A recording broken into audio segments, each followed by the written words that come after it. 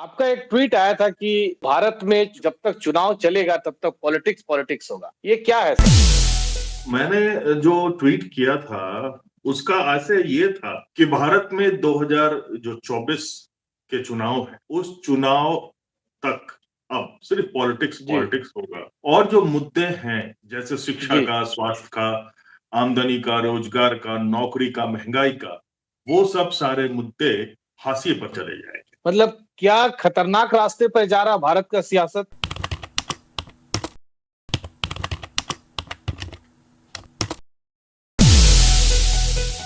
देखिए, इसमें दो बातें हैं।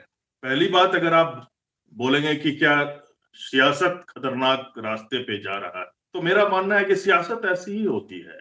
उसका जो नेचर है सियासत का, वो ऐसे ही है, वो खुद ही खतरनाक होती है। जी लेकिन जब बिल्कुल। आप बोलेंगे भारतीय सियासत क्या खतरनाक दिशा में जा रही है, तब इसका मतलब ये हुआ कि आप किसी संदर्भ की बात कर रहे हैं, किसी पैमाने जी की बात कर रहे हैं।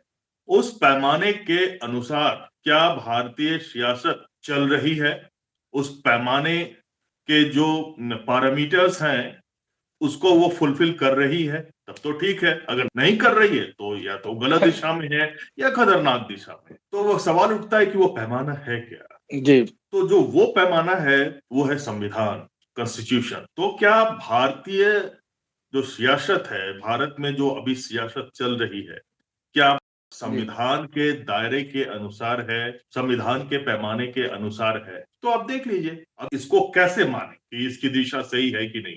तो 4-5 पॉइंट है, जी उस पॉइंट के अनुसार आप देख लेंगे, सही हो जाए। फिर से मैं कहूंगा कि इसको दो नजरिए से देखना पड़ेगा। एक तो सियासत, अगर सियासत के नजर से देखेंगे तो इसमें सब कुछ सही है। लेकिन जो भारतीय संविधान के दायरे में देखेंगे, भारत के लिए जो सियासत होनी चाहिए, जी अगर उस पैमाने के अनुसार देखेंगे, तो अब आप आकलन कर सकते हैं कि सही है कि नहीं। अब इसको सीधा सीधा बात करते हैं, भारत का संविधान क्या कहता है। भारत का संविधान ये कहता है कि हमारे यहाँ जो सियासत हो वो प्रजातांत्रिक तरीके की हो, डेमोक्रेटिक तरह की सियासत की बात करता है। भारत भारत के संविधान में जी इसकी इसका प्रावधान है। भारत का संविधान ऐसा है, जो संविधान का प्रस्तावना है, प्रेम्बल है, उसकी जो शुरुआत होती है, उसके 3-4 जो शब्द हैं, वही सबसे बड़ा परिधि है, सबसे बड़ा पैमाना है। We the people of India. तो क्या ये सियासत we the people of India के लिए हो रही है? क्या हमारे लिए हो रही है, आपके लिए हो रही है? इस पे आप देख लीजिए। बिल्कुल। आम लोगों जी को इसी से देख लेना है। मैं ये कहना चाह रहा हूं कि क्या गलत है, क्या सही है। बहुत सारे लोग तो ये भी कहते हैं कि नहीं, भारत में डेमोक्रेटिक की नहीं, तानाशाह तरीके की सरकार की जरूरत है। कुछ लोगों का कहना है कि नहीं, प्रेसिडेंशियल फॉर्म ऑफ गवर्नमेंट होनी चाहिए, जैसा कि अमेरिका में है। तो ये विचारधारा, और मैं किसी विचार से असहमत नहीं हूं। हाँ, उसको आप संविधान में परिवर्तन कर दीजिए और उसको लेते आइए, तो वो मान लेंगे हम लोग कि हाँ, यही विचारधारा सही है। लेकिन जब तक नहीं है, जब तक हमारे पास जो रूल बुक है, जो नियमों की जी किताब है, उसके अनुसार होना चाहिए। तो वो जो नियम की किताब है और सर्वोपरि है, भारत में जो सबसे महत्वपूर्ण है वो है संविधान। जी उसके दायरे, उसके पैमाने, उसके अनुसार अगर हो रहा है सियासत, तो बहुत बढ़िया है। अब आप देख लीजिए कि वी द पीपल के लिए हो रही है कि नहीं सियासत। अब वी द पीपल के नाम पर जो पीपल की इश्यूज है, वो इश्यूज क्या है? सबसे पहले देखिए, महंगाई एक है। एक बड़ा तबका, अभी तो बड़ा आसान है देखना, एक बड़ा तबका जो बेरोजगार है।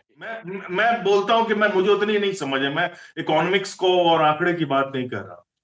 अगर मुझसे कोई आज के तारीख में ये पूछेगा कि भारत में कितने प्रतिशत या कितने लोगों के पास काम नहीं है, रोजगार नहीं है, तो मैं तो सीधा कह दूंगा कि भारत में 80 करोड़ लोगों के पास रोजगार नहीं है। नहीं है। नहीं है रोजगार, तभी तो उनको मुफ्त तो राशन दिया जा रहा है। अगर वो रोजगार होता, वो नौकरी कर सकते, कमा सकते, तो उन्हें फिर मुफ्त में राशन देने की जरूरत नहीं पड़ती। तो वो जी बेरोजगार है। बिल्कुल। अब आप इसे, मेरी इस परिभाषा या मेरी इस समझ को अर्थशास्त्र के पैमाने से देखेंगे तो आप बोल सकते हैं कि गलत है। जी लेकिन जो मेरी समझ है, आप ये बताइए ना, आप कैसे साबित करेंगे? तो फिर अगर बहुत। उनके पास रोजगार होता, यानी वो पैसा कमा रहे होते, तो बाजार में जाते और अपने लिए राशन खरीद लेते। जी बिल्कुल। तो कहां से अब बात हो गई कि we the people of India? उनकी बात नहीं हो रही है, शिक्षा की बात नहीं हो रही, आप पढ़ाएंगे नहीं। मेरी समझ से तो भारत में दो चीजें एकदम मुफ्त होनी चाहिए और उस राइट्स में आना चाहिए, फंडामेंटल राइट्स में आना चाहिए। एक तो शिक्षा और दूसरा स्वास्थ्य। जो राइट टू हेल्थ की बात हो रही है, हाँ, उसके लिए जो उसके स्टेक होल्डर्स हैं, जैसे डॉक्टर्स हैं, जो हॉस्पिटल फ्रेटर्निटी और जो स्वास्थ्य सेवाओं से जुड़े हुए लोग हैं, उनके हितों को ध्यान में रख करके। लेकिन शिक्षा और स्वास्थ्य तो एकदम मुफ्त होना चाहिए, दूसरे देशों में है। स्वास्थ्य तो यहाँ भी है, हॉस्पिटल्स है गवर्नमेंट के, मगर उसके पता है वो कितने लोग आपको मुफ्त करते कहाँ, हैं। वो गवर्नमेंट हॉस्पिटल में जाकर देखिए आप, इलाज कैसे लोग करवा सकता है, कोई नहीं जाएगा। एक तो बड़ा तबका नहीं जाएगा, वो वही लोग जाएंगे जिनके पास उतनी क्षमता नहीं है। बहुत सारे लोगों को जमीन बेच के, घर बेच के इलाज करवाना पड़ता है। तो ये तो स्थिति है। तो टैक्स भी भरो, सब कुछ करो, उसके बाद स्वास्थ्य के लिए भी हमारे पास नहीं है, शिक्षा के लिए भी नहीं है। जो पब्लिक स्कूल में बच्चे पढ़ते हैं और जो गवर्नमेंट स्कूल में बच्चे पढ़ते हैं, आप देख लीजिए उनके जो समझ में अंतर हो ही जाता है, क्योंकि उस तरह की उनकी सुविधा है, तो उसके लिए पे कर पाते हैं। इसीलिए जो पे नहीं कर पाते, हाँ, अब आप कहेंगे कि बहुत सारे स्कूल में इकोनॉमिक वीकर सेक्शंस के लोगों के लिए भी अलग से भी क्लास है। और मैं कह रहा हूं कि ये इतना भेदभाव क्यों? आप बड़े बड़े हथियार बना सकते हैं, चांद पे जाने की बात कर सकते हैं, खत्म कीजिए सीधा स्वास्थ्य और शिक्षा को आप कर दीजिए। लेकिन शिक्षा को आप करेंगे नहीं, क्योंकि शिक्षा को जैसे ही आप एकदम आसान बना देंगे, तो फिर आपकी दुकान कैसे चलेगी? हम तो शिक्षित होकर आपसे ही सवाल करेंगे, जो हमारे नेता है उन्हीं से सवाल करेंगे।